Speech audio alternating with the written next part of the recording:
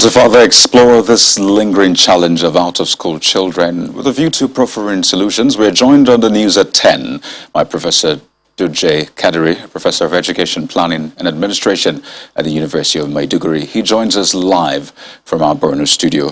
Thank you for joining us on the news at 10. Now, we have lamented this for years now, and you wonder if it's getting any better, especially with the UNICEF survey, which reports that Nigeria ranks top among countries with out-of-school children. The question is, how did we get to this point?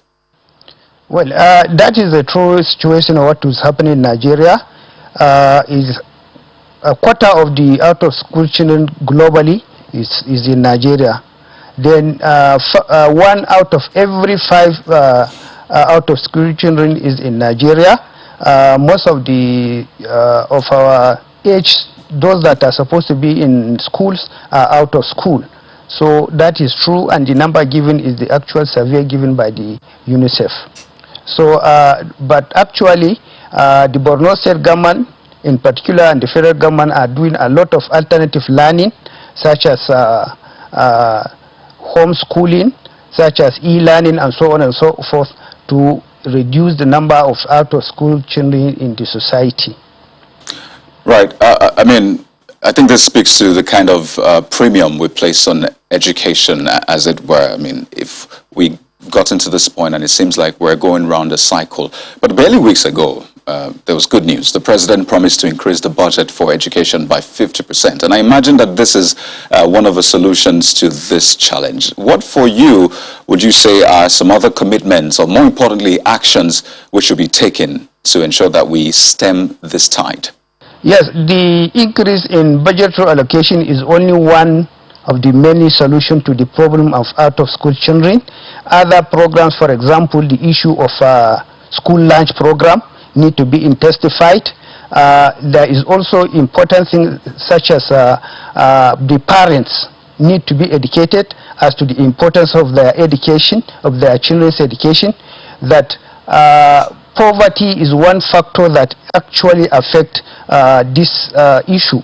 So the vulnerables and the parents need to be at least motivated so that they can be able to send their children to school.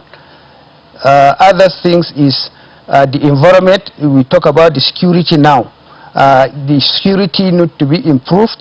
If you look at the statistics given by the UNICEF, the highest number of the out-of-school children are in the 3 areas, in the 3 states, I mean, Borno, Bauchi, and Yobe. And these are the places that where security has damaged many schools and has sent many children back from schools to home. So insecurity has to be improved. Another program such as poverty has to be addressed, and so on and so forth. By so doing, the children can now go back to their schools.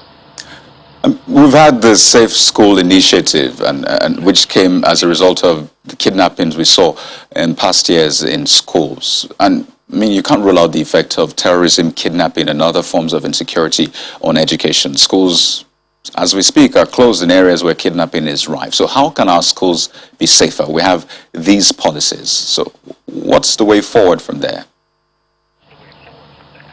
Yeah, as I have said earlier, our school environment has to be secured. We need to have a proper security as far as our schools are concerned.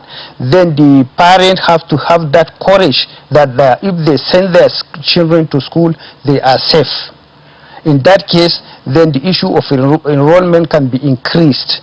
Then another thing is that the pupils that are sent to school have to have that courage that they are secured and the learning environment is attractive to them. In that case, our enrollment in various levels of learning can increase. Unless these things are addressed, the issue of street begging or street hawking and what have you will still remain there. So one more thing, listening to one of the children saying he helps his father with his business in the morning and goes to school afterwards in that report. And I mean, a lot of people have asked time and again that how effective are school curricula in equipping students with the right skills for life? Beyond just going to school to learn, how effective are those, the items on our curricula to ensure that when students leave school, they can apply what they have learned to real life? You see, this is one factor that most of our children are running away from schools. We see the issue, the policy that we defend on paper qualification is over. There is a need now for our schools to have a new model to our schools where entrepreneurship will transfer, where students can be trained in different skills. At the end of their training, at the end of their schooling, they should be able to do something themselves, not necessarily wait for the government to give them employment or otherwise. Then another thing that advice I will give is that most of the children that you see them roaming about, the problem is from the parents. Most of them, they have to go and hawk. Most of them, they have to go and farm. So in that case, the Borno state government now is introduce certain things, some allowances to the parents, so that they can now allow their children to go to school. In that case, the enrollment has increased, especially in some of these areas that we were having low enrollment. Nowadays, the enrollment has changed, has drastically improved. These are some of the ways that we can improve student enrollment in our schools. Well, Professor Duje Kadiri of the University of Maiduguri in Borno State, thank you so much for sharing your thoughts with us on the News at 10. Thank you. Thank you very much.